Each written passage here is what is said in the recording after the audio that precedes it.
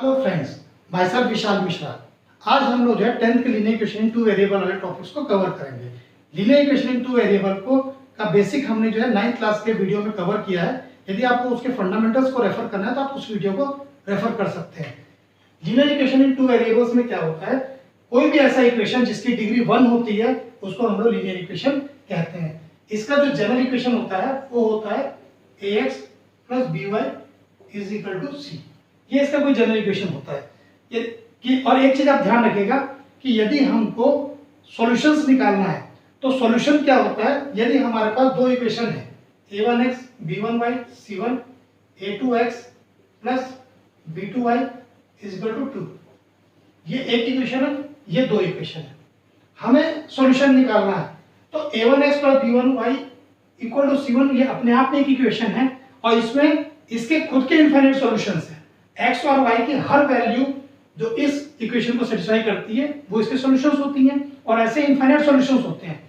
उसी प्रकार से लाइन नंबर 2 के भी इनफाइनाइट सॉल्यूशन होते हैं, लेकिन ऐसे सॉल्यूशन, ऐसे पॉइंट्स जो दोनों लाइन को सेटिस्फाई करें वो इन जो पेयर ऑफ जो लाइंस है इसके सॉल्यूशंस कहलाते हैं। तो जब हम इसके सॉल्यूशंस की बात करते हैं तो हमें x और y की वो वैल्यूज निकालनी है जो इन दोनों को सेटिस्फाई करे, और ये जो इनको दोनों को सेटिस्फाई करेगी वो इसका जो है सॉल्यूशन कहलाएगी।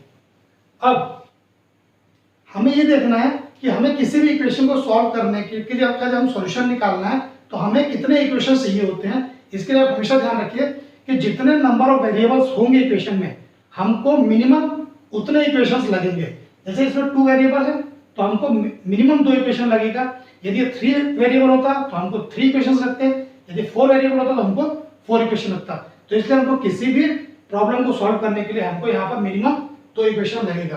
तो हमारा एक इक्वेशन दिया है, मान लो a1x + b1y = c1, a2x + b2y = c2। अब आप एक चीज ध्यान रखिएगा कि जब हम इसी इक्वेशन को सॉल्व करते हैं तो उस इक्वेशन को सॉल्व करने के समय हमको किस किस प्रकार के रिजल्ट्स मिल सकते हैं। या तो नो सॉल्यूशन होगा, मतलब सॉल्यूशन नहीं आएगा, जिसको हम लोग इनकंसिस्टेंट भी कहते हैं, इनकंसिस्टेंट। या फिर होगा कंसिस्टेंट, नो सॉल्यूशन या सॉल्यूशन। दो कंडीशंस होंगी, या तो सॉल्यूशन होगा या सॉल्यूशन नहीं होगा। सॉल्यूशन नहीं होगा तो इनकंसिस्टेंट और सॉल्यूशन होगा तो बोलेंगे कंसिस्टेंट सॉल्यूशन।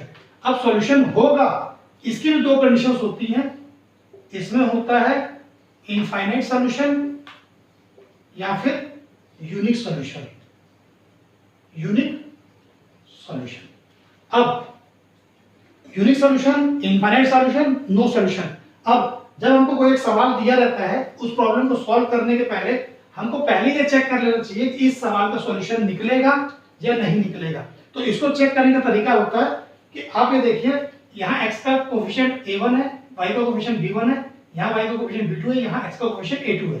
ये कांस्टेंट है c1 c2।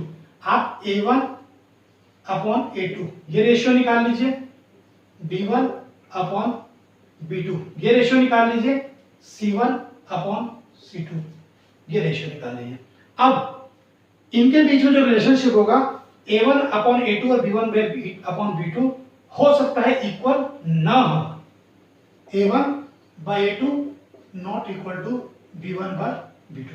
यदि ये इक्वल नहीं होंगे तो ये आपका होगा यूनिक सॉल्यूशन। अब यदि ये इक्वल नहीं हुए तो यूनिक सॉल्यूशन हो गया। यदि ये इक्वल हो गए, अब c1/c2 के साथ इसका क्या रिलेशनशिप है ये हमको देखना है। c1/c2 के साथ में या तो ये इक्वल टू होंगे या फिर c1/c2 के साथ में ये इक्वल नहीं होंगे। तो यदि c1/c2 के साथ ये इक्वल होंगे तब ये होगा इनफाइनाइट सॉल्यूशन, और यदि c1/c2 के साथ इक्वल नहीं होंगे तो ये होगा नो सॉल्यूशन। तो हमको किसी भी प्रॉब्लम को सॉल्व करने के पहले सबसे पहले ये चेक करना है कि क्या ये ऐसी परिस्थिति है। यदि ऐसी परिस्थिति हमको दे दी गई कि a1/a2 is equal to b1/b2 और नॉट इक्वल टू c1/c2, तो हम सबसे शुरू में ही कह देंगे कि इस प्रॉब्लम का कोई सॉल्यूशन नहीं निकल सकता, इस सवाल को वहीं पर रोक देंगे। और यदि वो इक्वल टू होता है तो हम देखते हैं C1 बाई C2 के साथ इक्वल है क्या। यदि C1 बाई C2 के साथ इक्वल होता है तब ये इनफाइनाइट सॉल्यूशन होता है, और यदि मान लीजिए दोनों A1 बाई 2 और B1 बाई B2 आपस में इक्वल नहीं होते हैं तब हमारा ये यूनिक सॉल्यूशन होता है। अब हम इसके आगे देखते हैं कि हमको जब सॉल्यूशन निकालना होता है तो सॉल्यूशन निकालने के हमारे दो तरीके होते हैं। एक होता है हमारा ग्राफिकल तरीका,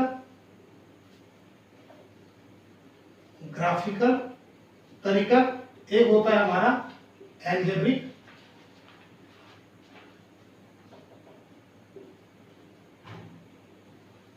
तरीका, एल्जेब्रिक सॉल्यूशन। ठीक है, ग्राफिकल मेथड और एल्जेब्रिक मेथड। अब एल्जेब्रिक जो मेथड होता है इसके तीन तरीके होते हैं, सब्स्टिट्यूशन, दूसरा होता है एलिमिनेशन, और सब्स्टिट्यूशन, एलिमिनेशन, और एक होता है क्रॉस मल्टीप्लिकेशन मेथड। तो अभी हम आज के टॉपिक में आज के सेशन में हम लोग ग्राफिकल मेथड और सब्स्टिट्यूशन मेथड को कवर करेंगे। बाकी जो मेथड है इसको हम अपने नेक्स्ट वीडियो में कवर करेंगे। तो ग्राफिकल सॉल्यूशन में क्या होता है कि ग्राफिकल सॉल्यूशन में हमको ग्राफ के माध्यम से हमको जो है देखना पड़ता है कि हमारे जो है मतलब जो है इसका प्रॉब्लम का किस प्रकार का सॉल्यूशन आएगा। जैसे कोई आपको क्वेश्चन दिया हो गया x plus Y is equal to 4 और दूसरा दिया हुआ है कि 2x plus 2y is equal to 6। यदि हम इसको ग्राफ में प्लॉट करते हैं, तो आप देखिएगा 1 2 3 4 1 2 3 4 -1, यहाँ 1, ये 2, ये 3, ये 4, -1 -2 -3, x डैश y डैश। अब यदि इसको आप प्लॉट करेंगे तो आप यदि इसका ये निकालें तो ये x और y की वैल्यू, यहाँ x को 0 रख दो तो y की वैल्यू 4 आ जाएगी। यदि हम y की वैल्यू 0 रख दो x की वैल्यू 4 आ जाएगी, y की वैल्यू 0 रखें तो x की वैल्यू 4 आ जाएगी, y की वैल्यू 2 रख दो तो x की वैल्यू, ये y इधर आ गया तो 4 - 2 2। तो इस प्रकार से यदि हमने इसको भी डिटेल में 9th क्लास के लेक्चर में समझाया कि ग्राफ में लाइन को कैसे प्लॉट किया जाता है। तो ये आपकी लाइन जो बनी वो आपकी लाइन ये बनी, वो लाइन आपकी ये बन गई। अब जब दूसरे को हम प्लॉट करते हैं 2x plus 2y is equal to 6, तो इसकी जो वैल्यूज आती हैं ये हो जाता है 2x प्लस, ये हो जाता है x plus Y is equal to 3। तो x y 0 3 3 0, x की वैल्यू 1 रख देंगे तो y की वैल्यू 2 आ जाएगी। तो इसका जो ये जो लाइन बनेगी वो बनेगी ऐसे,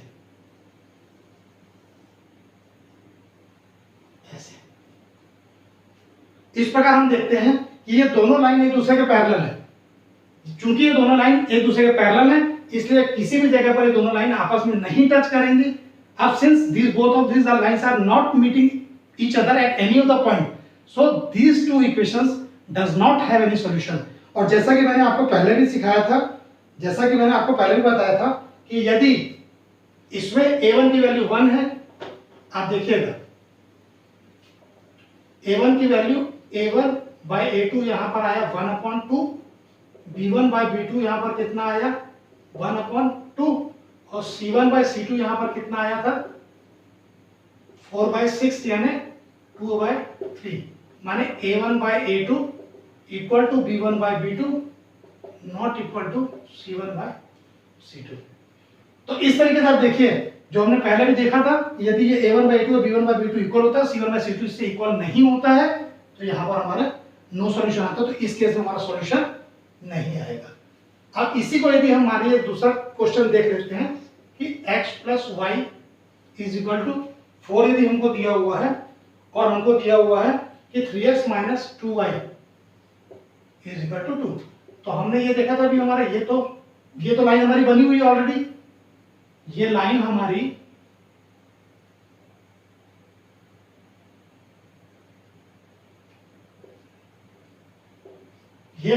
भी बनी हुई है x plus Y is equal to 4, तो हमारी लाइन बनी हुई है। अब इसको हम देखते हैं यदि कि x और y, तो यहां पर आ जाएगा 3x is equal to 2 plus 2y, x is equal to 2 plus 2y upon 3। तो यदि हम y की वैल्यू को 2 ले लें तो 2 2 जा 4 प्लस 2 6, 6 अपॉन 3 2 आ जाएगा। y की वैल्यू को यदि हम मान लीजिए 2 के बजाय हम लोग यहाँ पे मान लीजिए 4 ले लेते हैं, 4 8 प्लस 2 5 ले लेते हैं, y की वैल्यू को 5 ले लेते हैं, तो 5 के 10 प्लस 2 12, 12 अपॉन 3 यानी 4। तो यदि हम इसको प्लॉट करके देखें तो ये 2 2 पॉइंट हमारा ये हो गया, 4 5 को हमने किया, 4 और 5 ये हमारा ये पॉइंट हो गया। तो ये लाइन कुछ कुछ कुछ हमारी इस टाइप की लाइन बनेगी, हमारी ये इस टाइप की हमारी लाइन बनेगी। तो ये जिस पॉइंट पर ये लाइन मीट कर रही है, जिस पॉइंट पर लाइन मीट कर रही है, ये पॉइंट हमारा जो है सॉल्यूशन होगा। अब यदि हम यहां पर इसको हम चेक करें a1 बाई a2 वाले के तरीके से, तो यहां पर आप देखिएगा कि a1 बाई a2 आपका क्या है 1/3 है, और b1 बाई b2 आपका क्या है 1/-2 है। a1 by a2 is not equal to b1 by 2। तो मैंने बताया था a1 बाई a2 और b1 बाई b2 जब इक्वल नहीं होते हैं तो वन सॉल्यूशन होता है। अब इसी में हम एक केस और देख लेते हैं। यदि हम x plus Y equal to 4 दे दिए और दूसरा हमने ले लिया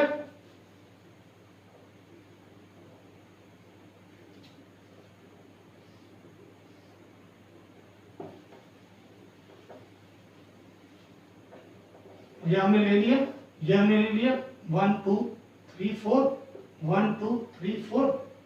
यदि हम ये ऐसे हमने एक लाइन ले ली, ठीक, और हमने दूसरा इक्वेशन लिया 2x plus 2y is equal to 8, 2x plus 2y is equal to 8।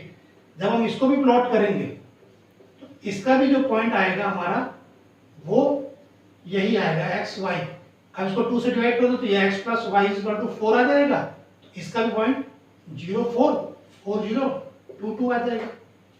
इसका मतलब इस लाइन का भी जो रिप्रेजेंटेशन रहेगा वो यही रहेगा, ये हो जाएगा 2x plus 2y is equal to 8, और ये लाइन आपकी थी x प्लस y इज इक्वल टू 4। इसका मतलब यही लाइन दोनों इक्वेशन को रिप्रेजेंट कर रही है। अब ये लाइन एक दूसरे के ऊपर में हर जगह पे ओवरलैप कर रही है, इसलिए इसके सॉल्यूशंस इनफाइनाइट है। यदि आप देखें कि a1 by a2 is equal to 1/2, b1 by b2 is equal to 1/2, c1 by 2 c2 is equal to 1/2, तो a1 बाई a2 और b1 बाई b2 और c1 बाई c2 जो है तीनों इक्वल है, इसलिए इसका जो है इनफाइनाइट सॉल्यूशंस है। ये था आपका ग्राफिकल मेथड। अब हम देखते हैं सब्स्टिट्यूशन मेथड।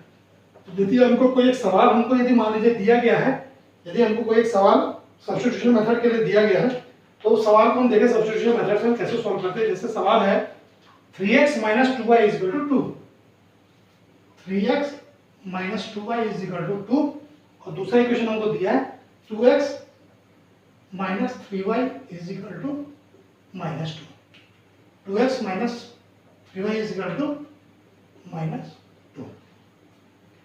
हम सबसे पहले इन इक्वेशंस को जो है नेमिंग कर देते हैं। ये हमारा हो गया इक्वेशन नंबर 1, ये हमारा हो गया equation number 1, equation number 2। Substitution method में हमको क्या करना पड़ता है कि किसी भी एक इक्वेशन से x या y की वैल्यू निकाल देते हैं, और x और y की जो वैल्यू हम इक्वेशन नंबर 1 से निकालते हैं उस वैल्यू को हम इक्वेशन नंबर 2 में डाल देते हैं, क्योंकि सॉल्यूशन का मतलब होता है ऐसी वैल्यूज x और y की जो दोनों इक्वेशन को सेटिस्फाई करेंगे। तो अब जैसे हम इस इक्वेशन को देख रहे हैं, इस इक्वेशन को मान लो हम x के टर्म पे निकालना चाहते हैं, तो हम लिखेंगे यहाँ पे from equation number 1। Equation number 1 से क्या हो जाएगा 3x minus 2y is equal to 2, तो 3x is equal to 2 plus 2y, ये 2y को उधर ले जाइए तो x is equal to क्या हो जाएगा 2 plus 2y by 3। अब ये x की जो वैल्यू है इसको हम लोग बोल दिए इक्वेशन नंबर 3। तो हमने क्या कर दिया, x को पहले लेफ्ट हैंड साइड में ही रहने दिया, y को हम जो है राइट हैंड साइड में लेके चले गए, और इस इक्वेशन में x के को y के टर्म पे हमने रिप्रेजेंट कर दिया, उसको हमने इक्वेशन नंबर 3 कह दिया। अब हम इसको इक्वेशन नंबर 1 से ये लाए थे, हम इक्वेशन नंबर 1 से लाए थे तो इसको इसकी वैल्यू को इक्वेशन नंबर 2 में रखेंगे। यदि हम इक्वेशन नंबर 2 से लाएंगे तो हम इसको इक्वेशन नंबर 1 में रखेंगे। तो यहाँ हमने इक्वेशन नंबर 1 से लाए थे, इसलिए इसको हम इक्वेशन नंबर 2 में रखेंगे। तो putting the value of x from equation 3 in equation number 2। Equation 3 से x की वैल्यू को हम इक्वेशन 2 में पुटअप करेंगे। तो ये हमारा है 2x minus 3y is equal to -2। तो यहां पर आ जाएगा 2 इंटू एक्स की वैल्यू क्या है 2 plus 2y by 3 minus 3y is equal to -2। अब ये यदि हम यहां पर देखेंगे तो इसका एलसीएम ले लेंगे तो ये आ जाएगा 3, यहां पर आ जाएगा 2 into 2 plus 2y minus 9y is equal to -2। तो ये आ जाएगा 2, अब इस ब्रैकेट को हम तोड़ देंगे, 2 into 2 4 plus 2 into 2 4y minus 9y by 3 is equal to -2। अब इस 3 को चाहे तो हम यहाँ पर ले जाएंगे, तो ये आपका हो जाएगा 4y minus 9y is equal to -6। इसको वहां ले जाएंगे तो ये हो जाएगा -4। तो ये -4y माइनस 9y क्या हो जाएगा minus of 5y is equal to -10। y is equal to क्या हो जाएगा -10 बाय -5। ये -5 यहाँ नीचे आ जाएगा, तो ये माइनस कैंसिल, 5 2 जा 10। तो इसका मतलब y की वैल्यू क्या आ गई, y की वैल्यू 2 आ गई। इस प्रकार से हमने देखा कि हमने इसको सॉल्व करके हमने y की वैल्यू निकाल दी। अब y की जो हमारी वैल्यू आएगी, इस वैल्यू को हम लोग इक्वेशन नंबर 3 में रखेंगे, क्योंकि हमको x की वैल्यू भी निकालनी है। इक्वेशन नंबर 3 ये है x plus 2y 2 plus 2y by 3, तो 2 प्लस 2y बाई 3 ये हमारी x की वैल्यू थी इक्वेशन नंबर 3। अब इस वैल्यू को हमने रखा, x की जगह 2 प्लस 2 इंटू 2 बाई 3, 2 2 जा 4 प्लस 2 6 बाई 3 2। तो y की वैल्यू क्या आ गई, सॉरी x की वैल्यू क्या आ गई 2।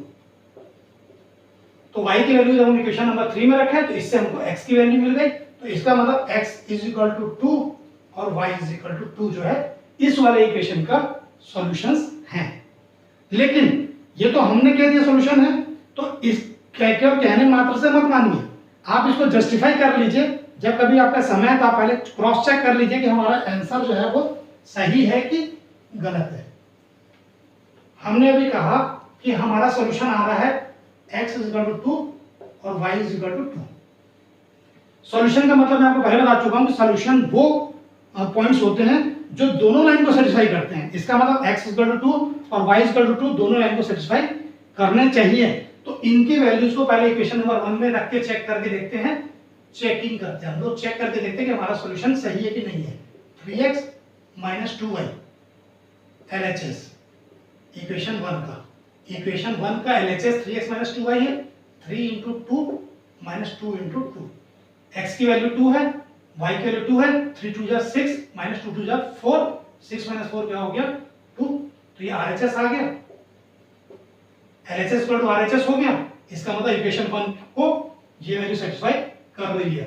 अब चेक इक्वेशन 2, इक्वेशन 2 को चेक करते हैं।